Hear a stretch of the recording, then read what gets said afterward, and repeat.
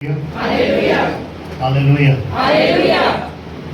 एक बार फिर से हम परमेश्वर का धन्यवाद देते हैं कि जो हमें संभालता है, आपको संभालता है।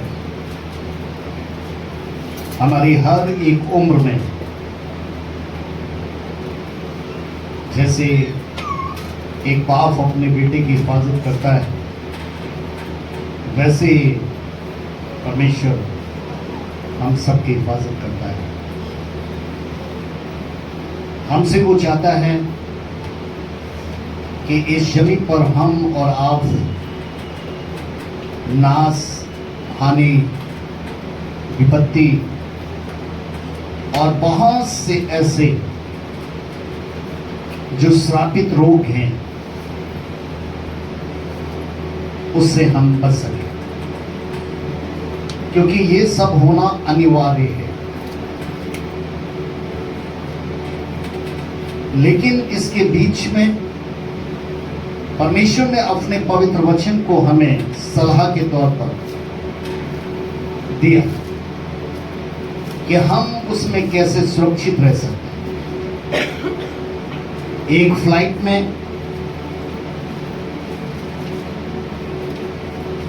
पैराशूट एक बहुत इंपॉर्टेंट होता है, बहुत ज्यादा। और हर एक एयर होस्टेस उड़ान भरने से पूर्व लोगों को सचेत करती है और बताती है कि अगर आसमान पर उड़ते हुए जहाज में अचानक कोई प्रॉब्लम आए तो आप इस पैराशूट को पहनकर नीचे जंप कर सकते। वो पैराशूट जो इस तकनीकी से बनाया जाता है कि अगर वो अनाड़ी से अनाड़ी व्यक्ति भी उसको पहन ले तो मरता नहीं है, बच जाता।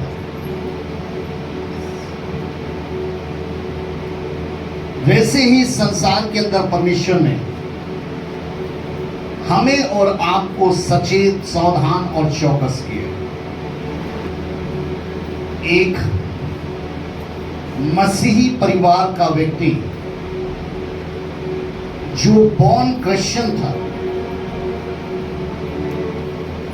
100-200 साल से उसका घराना मसीही में था, लेकिन उसकी आदतें ठीक नहीं थी। और जब लोग उसे जान से मारने के लिए ढूंढने लगे तो उसने सुसाइड करने के लिए कदम उठाया कि मैं सुसाइड कर लेता हूं तो मेरे घर की सारी प्रॉब्लम जो मेरी वजह से है वो दूर हो जाएगी। वो कुछ दवाइयों को खरीद कर लाया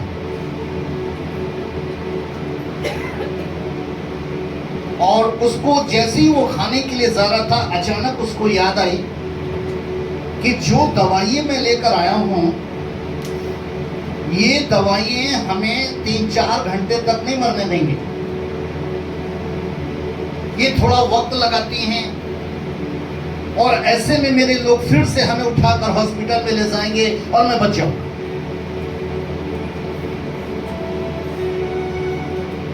उसने विचार किया कि मैं एक ऐसी जगह पर जाऊं जहां पर सिर्फ मैं ही तन्हा हूं, जहां पर जब मौत आए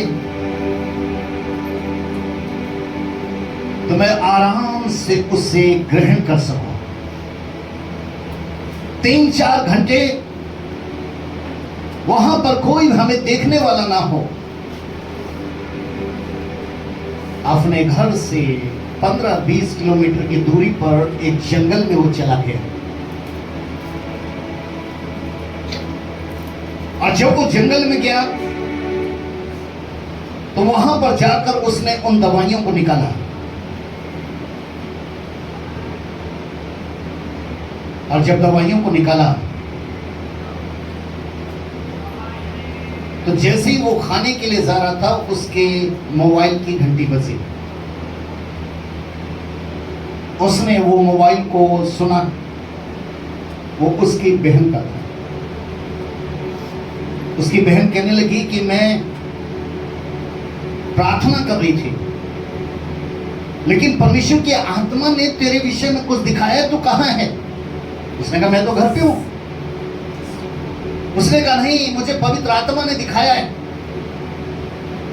कि तू घर पर नहीं है। उसने कहा बहन मैं घर पर हूं। उसने कहा अच्छा मां से बात करा, पापा से बात करा, किसी और से बात करा। वो समझ गया अब हम झूठ नहीं बोल सकते। उसने कहा बहन मैं घर पर नहीं हूं।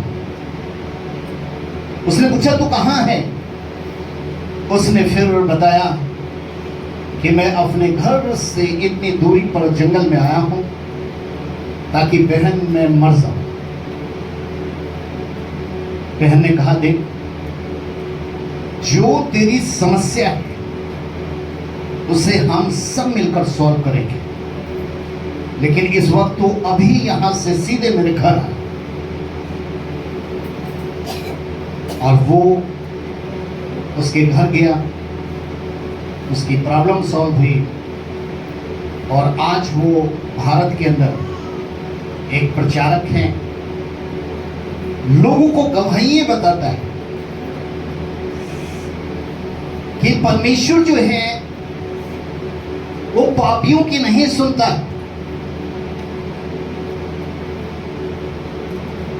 अब ये कहा किसने था? ये एक जन्म के अंधे ने कहा था। किससे कहा था?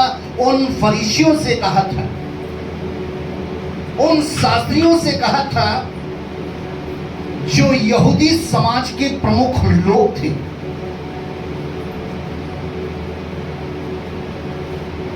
उसने ये क्यों कहा था? क्योंकि वो तो खुद एक महिमा से प्राप्त चंगाई को हासिल किया था। उसको क्या आवश्यकता थी? उसने सिर्फ ये बताने की कोशिश की थी कि जो आत्मा को जान लेता है तो वो कभी भी प्रभु यीशु मसीह से मुकरता नहीं और दूर नहीं सकता। यूहन्ना की किताब उसका 3रा अध्याय, यूहन्ना की किताब उसका 3रा अध्याय और 1 से 15 तक जरा आप ध्यान से सुनिए इसमें क्या लिखा। यशायाह की पुस्तक उसका 32 चैप्टर का 15 और 16। यहां पर जो जिक्र हो रहा है, जहां पर ये बात हो रही है, ये उस एग्जाम्पल की बात है जो परमेश्वर ने एहेजकील पर प्रकट किया था कि जब तक आत्मा ऊपर से हम पर उंडेला ना जाए और जंगल फलदायक बारी ना बने और फलदायक बारी बन ना गिनी जाए, तब उस जंगल में न्याय बसेगा और उस फलदायक बारी में धर्म रहेगा।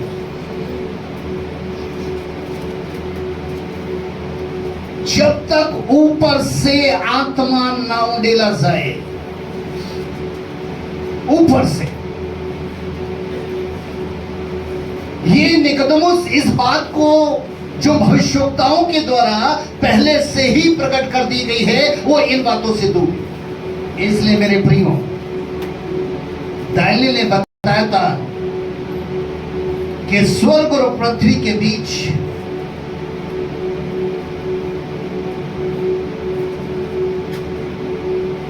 एक मनुष्य के समान एक सीढ़ी है जिसका नाम है मनुष्य का पुत्र यीशु मसीह, जिस पे लोग चढ़कर इस पृथ्वी से स्वर्ग में जा सकते।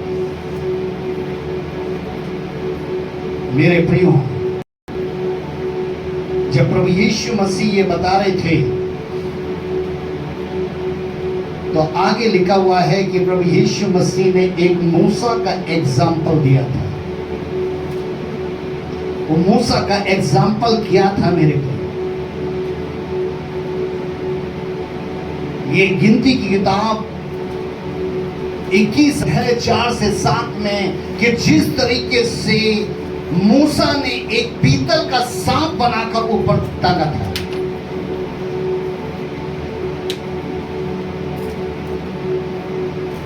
और मूसा से कहा था कि मूसा,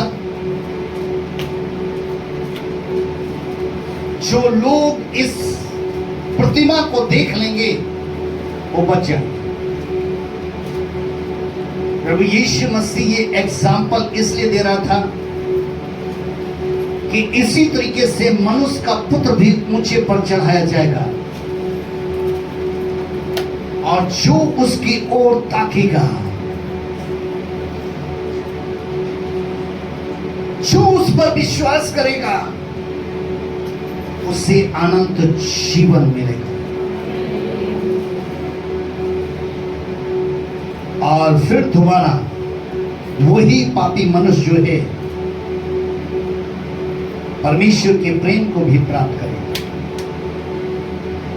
1 से 15 तक में निकोदेमुस एक फरीसी, एक महासभा का गुरु, जिससे प्रभु यीशु मसीह ने वार्तालाप की,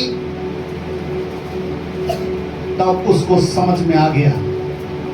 और उसी के विषय में लिखा हुआ है कि उसी ने यीशु मसीह के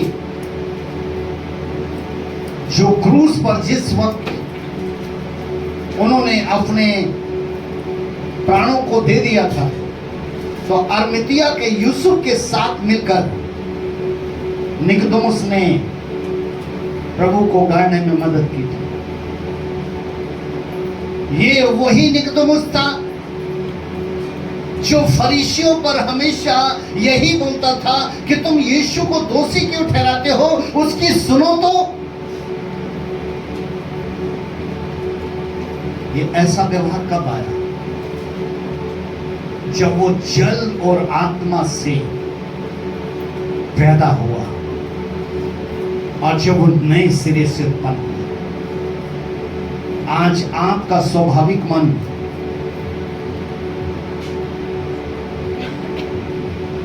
एक आत्मिक मन नहीं है, ये स्वाभाविक है, क्योंकि ये शरीर से जन्मा है। लेकिन आत्मिक स्वभाव जो है वो आत्मिक मन को दर्शाता है, जो आत्मा से पैदा है। जल तो एक बपतिस्मे का संस्कार होता है, जिसे बहुत से प्राप्त करने के बाद भी अपनी पुरानी जिंदगी नहीं छोड़ते।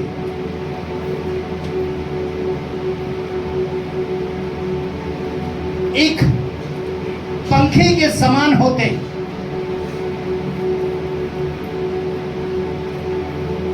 पंखे के समान कैसे होते हैं कि जैसे इस पंखे को बंद करो अभी, तो अभी ये चलता ही रहेगा थोड़ी देर तक, लेकिन थोड़ी देर के बाद ये बंद हो जाएगा। वैसे ही ये पापों से मन फिराकर जल से बपतिस्मा लेने वाला व्यक्ति क्या काम करता है कि ये थोड़े दिन तक, थोड़े समय तक तो प्रभु में रहता है, पापों से नफरत करता है, पापों से दूर रहता है, लेकिन थोड़े दिनों के बाद ना तो उसे अब पाप दिखता है और ना ही उसे अब पाप लगता है कि मैं ये जो पाप कर रहा हूं ये गलत पाप है, उसे नहीं महसूस होता। और उसी धारा में जब हम देखते हैं तो कहते हैं कि नहीं जी, ये जल का बपतिस्मा एक नए सिरे से जन्म कैसे दे सकता है? आत्मा भी तो है आत्मा, कि मैं अपना आत्मा वो पापी व्यक्ति जो पापों से मन फिराने के बाद वो अपने आप को नहीं बदलता, इसलिए वो आत्मा को प्राप्त नहीं कर पाता। अगर वो बपतिस्मा लेने के बाद वो पापों से सही तरीके से मन फिरा कर एक पश्चाताप कर लेता है, तो उसको आत्मा का फल मिलता है, उसको आत्मा के वरदान मिलते हैं, उससे पवित्र आत्मा का बपतिस्मा भी मिलता है।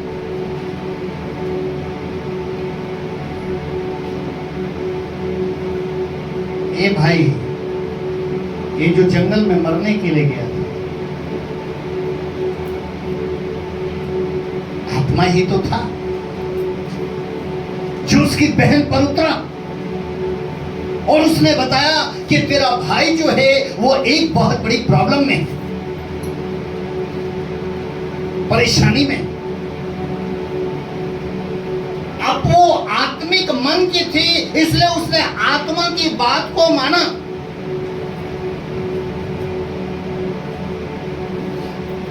क्योंकि कभी कभार हमें जो आत्मा दिखाता है, हम उसे स्वप्न समझकर भूल जाते हैं, क्योंकि वो हमारे लाभ की होती है। इसलिए हम एक बड़ी प्रॉब्लम में आ जाते हैं। इसलिए हमें आत्मा की हमेशा वो ही समझ सकते हैं जो आत्मा से जन्मे हैं। आत्मा में जन्म लेने वाला ही एक नए सिरे से उत्पन्न होता है, नए सिरे से। उसके हर चीज में बदलाव आता है। इसलिए मेरे प्रियो, पौलुस कहते हैं रोमियो की पत्री 8 अध्याय की 3री आयत में, क्योंकि जो काम व्यवस्था शरीर के कारण दुर्बल होकर ना कर सकी, उसको परमेश्वर ने किया, अर्थात अपने ही पुत्र को पाप में शरीर की समानता में और पाप बलि होने के लिए भेजकर शरीर में पाप पर दंड की आज्ञा दी। जो व्यवस्था दी गई थी उसके द्वारा हमें छुटकारा नहीं मिला। प्रभु यीशु मसीह के द्वारा हमें छुटकारा मिला। प्रभु यीशु मसीह आदि का वचन है, जो मनुष्य का पुत्र बनकर इस पृथ्वी पर आया है। वही परमेश्वर है जिसने मनुष्यों के बीच में डेरा किया है, मनुष्य का पुत्र बनकर।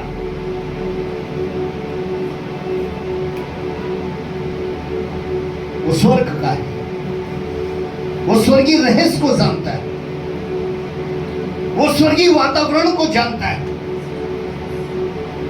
हम शरीर में जन्मे हैं, हम संसार में हैं, हमारे पास स्वाभाविक मन है, शारीरिक काम है, इसलिए हम इन बातों को नहीं समझ पाएंगे मेरे प्रियो उस वक्त तक जब तक हम अपने आप को नए सिरे से जन्म नहीं लेंगे। पौलुस एक जगह और कहते हैं रोमियो की पत्री, फरीसियों में निकोदेमुस नाम का एक मनुष्य था जो यहूदियों का सरदार था।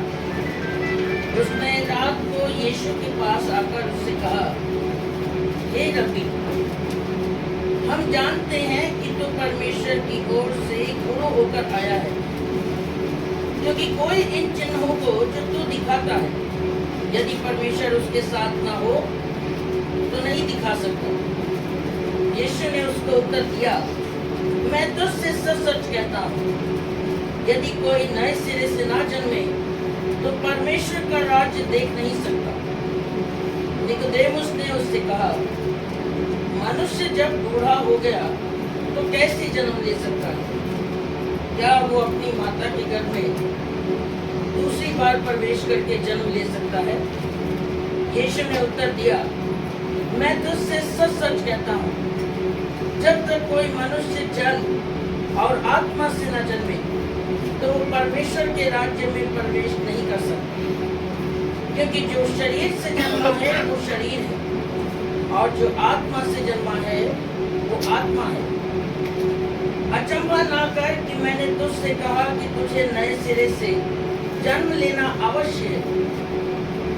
हवा जिधर जाती है उधर चलती है और तू उसका शब्द सुनता है, पर तू नहीं जानता कि वो कहाँ से आती और किधर को जाती है। जो कोई आत्मा से जन्मा है वो ऐसा ही है। निकोदेमुस ने उसको उत्तर दिया, ये बातें कैसे हो सकती है? ये सुनकर यीशु ने उससे कहा, तू इस्राएलियों का गुरु होकर भी क्या इन बातों को नहीं समझता? मैं तुझसे सच सच कहता हूँ कि हम जो जानते हैं वो करते हैं और जिसे हमने देखा है उसकी गवाही देते हैं, और तुम हमारी गवाही ग्रहण नहीं करते। जब मैंने तुमसे पृथ्वी की बातें कही और तुम विश्वास नहीं करते, तो यदि मैं तुमसे स्वर्ग की बातें कहूँ तो फिर कैसे विश्वास करोगे? कोई स्वर्ग पर नहीं चढ़ा, केवल वही जो स्वर्ग से उतरा, अर्थात मनुष्य का पुत्र जो स्वर्ग में है। और जिस रीति से मूसा ने जंगल में सांप को ऊंचे पर चढ़ाया, उसी रीति से अवश्य है कि मनुष्य का पुत्र भी ऊंचे पर चढ़ाया जाए, ताकि जो कोई इस पर विश्वास करे वो अनंत जीवन पाए। इस वचन के लिए हम लोग जोर से ताली बजाते हैं।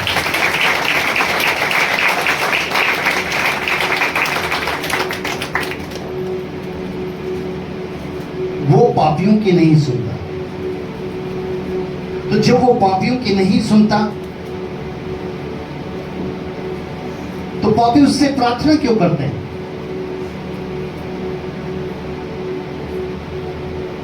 पापी उस पर विश्वास क्यों करते हैं? पापियों के जीवन के अंदर चिन्ह और चमत्कार कैसे होते हैं? वो आश्चर्य कर्म जो सिर्फ परमेश्वर करता है वो कैसे हो जाते हैं? जो पापी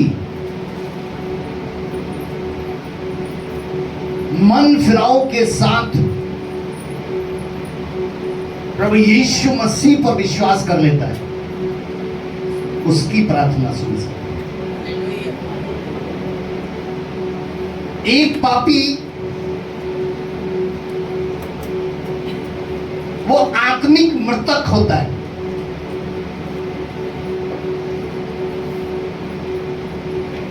और अनंत जीवन की आशा उसमें नहीं होती, और ना ही वो उद्धार प्राप्त कर सकता है, और ना ही वो चाहे सच्चाई हो, पवित्रताई हो या खराई हो, उसके विषय में वो कुछ ज्ञान रख सकता है, क्योंकि उसकी जितनी भी चीजें होंगी वो सांसारिक और शारीरिक होंगी। लेकिन जो व्यक्ति सही वक्त सही समय पर प्रभु यीशु मसीह पर विश्वास करके अगर अपने पापों से मन फिरा लेता है तो उसका जीवन भी आत्मिक हो जाता है, उसे अनंत जीवन में मिल जाता है, और फिर उसकी धार्मिकता वो आत्मा और सच्चाई की धार्मिकता होती है। एक फरीसी यहूदियों का सरदार, यहूदी महासभा का सदस्य, जो यहूदी और रोमी गवर्नमेंट्स के लिए काम करता है, आज वो प्रभु यीशु मसीह के पास जाकर वार्तालाप करने की कोशिश करता है। वो वार्तालाप क्या करने की कोशिश करता है?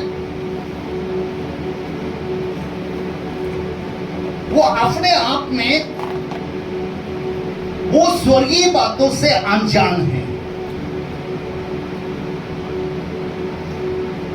उसको परमेश्वर के रहस्य नहीं मालूम है, लेकिन वो ये जानता है कि इस जमीन पर मैं यहूदियों की महासभा का एक गुरु हूं और रोमी गवर्नमेंट्स ने हमें अपने कार्य करने की अनुमति दे रखी है कि हम उनके कार्यों को करें। सिर्फ उसके पास ये ज्ञान था। और यहां पर जब हम पहली और दूसरी आयत पढ़ते हैं तो वो प्रभु यीशु मसीह से वार्तालाप शुरू कैसे करता है। उसका सबसे पहला वर्ड होता है, हे रब्बी हम जानते हैं।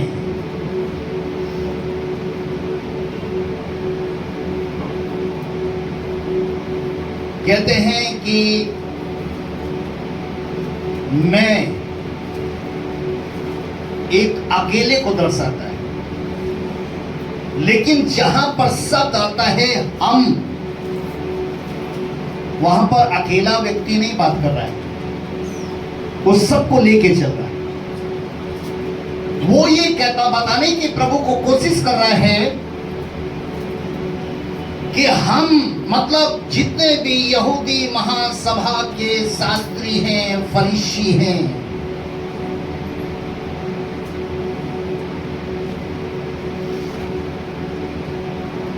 लिखा है कि तू रब्बी है, हम गुरु हैं, तू भी परमेश्वर की ओर से आया है, हम भी परमेश्वर की ओर से आए हैं, इसलिए हम दोनों तो एक ही हैं।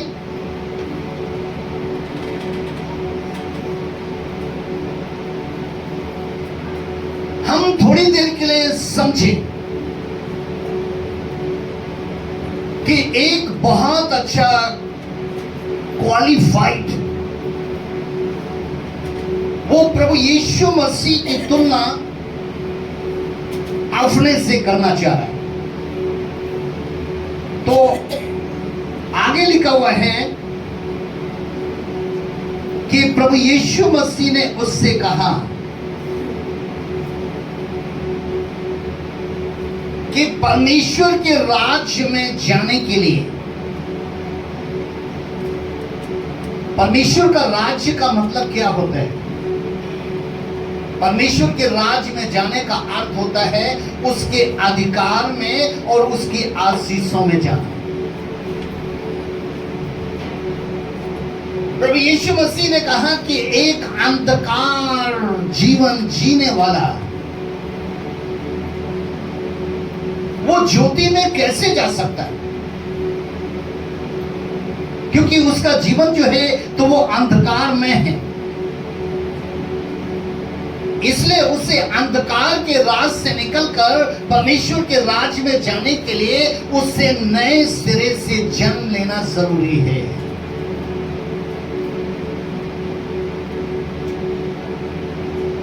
अब ये व्यक्ति, ये अच्छा हट्टा कट्टा है, अच्छी उम्र है, तो ये प्रभु यीशु मसीह से कहता है कि क्या अब हमें दोबारा अपने मां के कोख में जाना होगा? क्या हम दोबारा अपनी मां की कोख में जाएं और फिर से हम जन्म लें, तब हम परमेश्वर के राज्य में वो देखेंगे कि हमें भी वो अधिकार मिलेगा, हमें भी वो आशीषें मिलेंगी। क्योंकि ये यहूदी, ये फरीसी सोच रहे थे कि हमारे पास स्वर्गीय अधिकार है और हमारे पास स्वर्गीय आशीष है, इसलिए हम ऊंचे ऊंचे मुकामों पर बैठे हैं।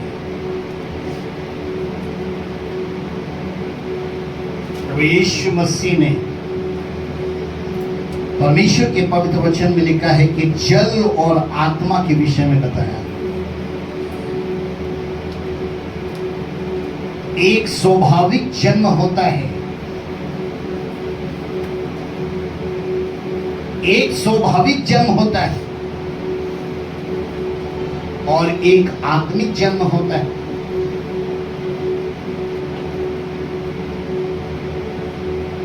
इस स्वाभाविक मन को एक आत्मिक मन होने के लिए जल स्वाभाविक मन को दर्शाता है, आत्मा आत्मिक मन को दर्शाता है। प्रभु यीशु मसीह ने उससे कहा, क्योंकि जो शरीर से जन्मा है वो शरीर है, और जो आत्मा से जन्मा है वो आत्मा है। हम बहुत बार गलतियों को करते रहते हैं, और यदि हमें कोई पासबान अगुआ हमें सावधान करता है तो हम उसे निष्कर्ष कर देते हैं। हम कितने बड़े गुनाह में पड़ जाते हैं, क्योंकि हर एक इंसान इस फरीसी की तरह सोच सकता है कि हमें भी तो परमेश्वर का संतान होने का अधिकार मिला है, हमारे पास जो कुछ है वो भी तो परमेश्वर ने आशीष के तौर पर दिया है। पाप पर पाप करता चलता है। वचन उसे समझाता है, वचन उसे सिखाता है कि पापों से मन फिराओ, पापों से मन फिराओ, क्योंकि स्वाभाविक मन जब तक आत्मिक मन नहीं बनेगा तो वो अंधकार के राज्य से परमेश्वर के राज्य में कैसे लेकर जाएगा। उसके लिए है नए सिरे से जन्म लेना, न्यू बॉर्न बेबी, रीजनरेशन।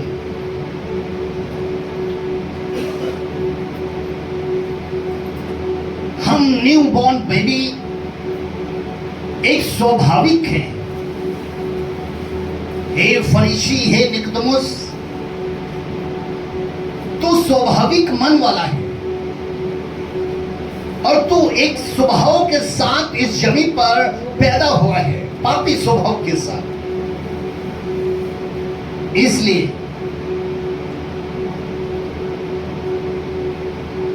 परमेश्वर के समान दिखने के लिए, परमेश्वर की संतान बनने के लिए, परमेश्वर के राज में जाने के लिए बहुत जरूरी होता है पापों से मन फिराना। और ये वार्तालाप एक ऐसे हाई प्रोफाइल वेल एजुकेटेड व्यक्ति से हो रही है जो प्रभु यीशु मसीह के पास रात में आ रहा है, और रात में आ करके वो बातचीत कर रहा है। लेकिन मेरे प्रियो, प्रभु यीशु मसीह ने जो हवा का एग्जाम्पल दिया कि हवा जिधर जाती है उधर चलती है, परंतु उसे देख नहीं सकता, वैसे ही आत्मा के कार्य होते हैं जिसे तू महसूस तो कर सकता है लेकिन देख नहीं सकता। जो मैं तुझसे बात कर रहा हूं वो आत्मा की ओर से है, क्योंकि मैं आत्मिक जन हूं। लेकिन तू स्वाभाविक जन्म है, क्योंकि एक होता है पापी मनुष्य का संसार, दूसरा होता है पवित्र मनुष्य का स्वर्गीय। और इन दोनों के बीच में एक अंतर है। एक पापी दूसरे पापी को नए सिरे से कैसे उत्पन्न कर सकता है, एक नया जन्म कैसे दे सकता है।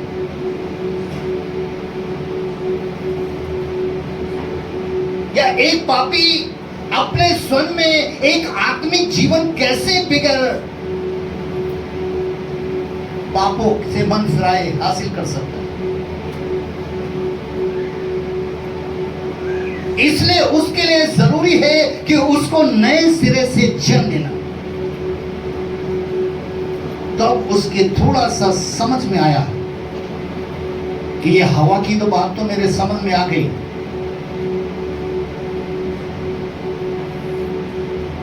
ये आत्मा की बात भी मेरे समझ में आ गई, लेकिन चलो मैं प्रभु से पूछता हूं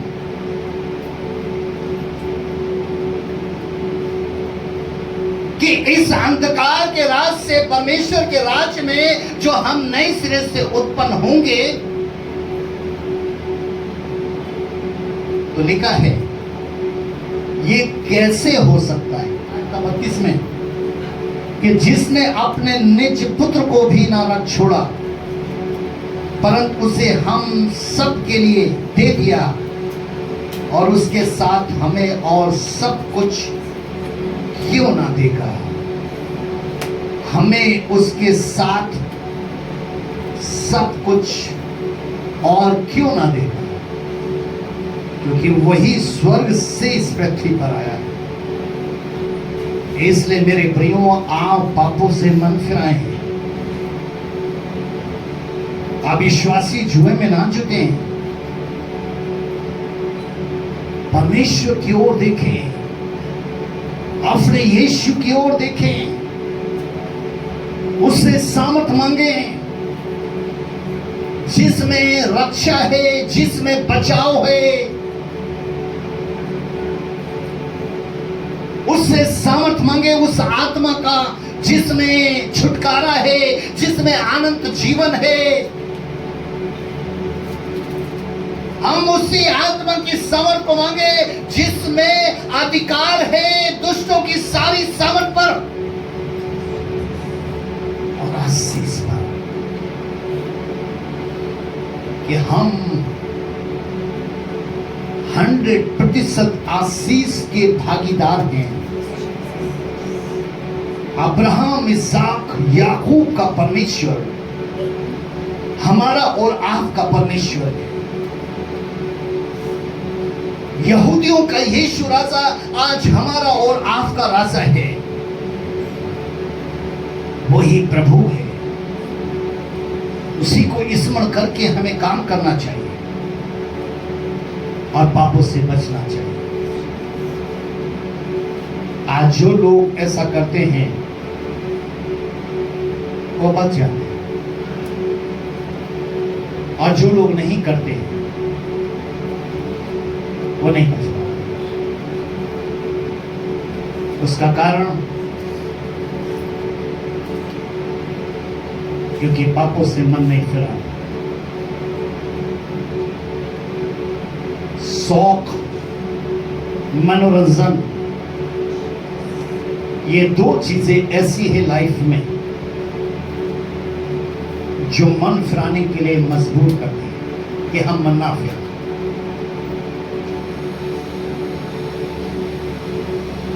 ऐसा व्यक्ति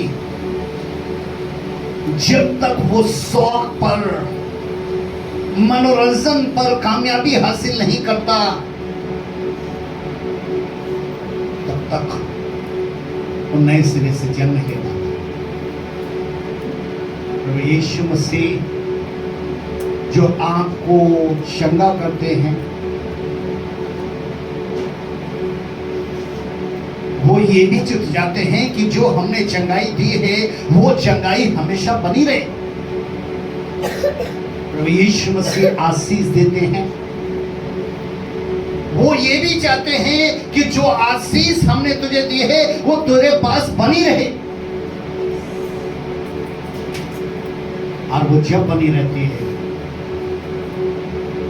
जब हम आत्मिक स्वभाव के होते हैं, हम गलत चीजों को नहीं अपनाते, गलत बातें नहीं करते, आत्मा और सच्चाई से जीवन जीते। मुझे विश्वास है कि आपने परमेश्वर के पवित्र वचन को सुना है। आप बपतिस्मा पाए हुए हैं या नहीं पाए हुए हैं,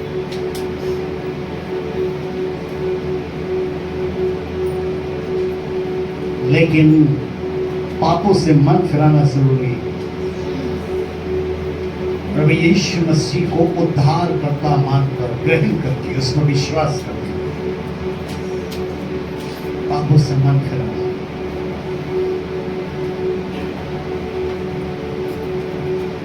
और उसके लिए ही उसने इस जमीन पर हमें वचन दिया है कि मन फिराओ, क्योंकि स्वर्ग का राज